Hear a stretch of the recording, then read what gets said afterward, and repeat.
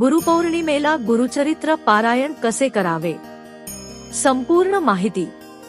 गुरुपौर्णिमा हा सद्गुरूंच्या कृपेचा आणि उपासनेचा अत्यंत पवित्र दिवस मानला जातो.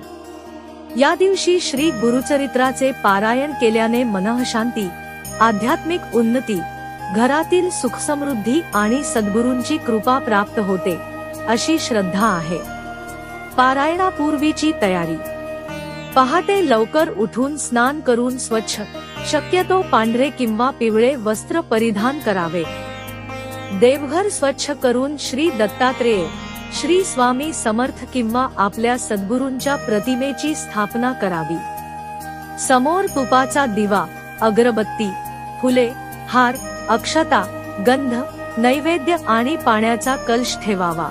मन शांत करून सद्गुरूंचे ध्यान करावे.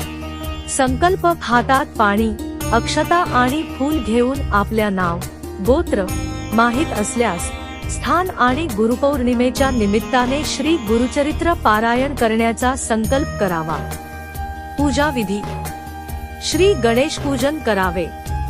कुलदैवत, ग्रामदैवत आणि सद्गुरूंना नमस्कार करावा. श्री दत्तात्रेय किंवा सद्गुरूंना गंध, अक्षता, फुले अर्पण करावीत. दीप प्रज्वलित करून आरती करावी. पारायण कसे करावे? श्री गुरुचरित्राची पूजा करून पुस्तकाला नमस्कार करावा. श्रद्धा, भक्ती आणि एकाग्रतेने वाचन सुरू करावे. शक्य असल्यास संपूर्ण ग्रंथाचे पारायण करावे. वेळ कमी असल्यास निवडक अध्याय किंवा आपल्या परंपरेनुसार वाचन करावे. प्रत्येक अध्यायानंतर श्री दिगंबरा दिगंबरा, श्रीपाद वल्लभ दिगंबरा किंवा श्री स्वामी समर्थ नामस्मरण करावे.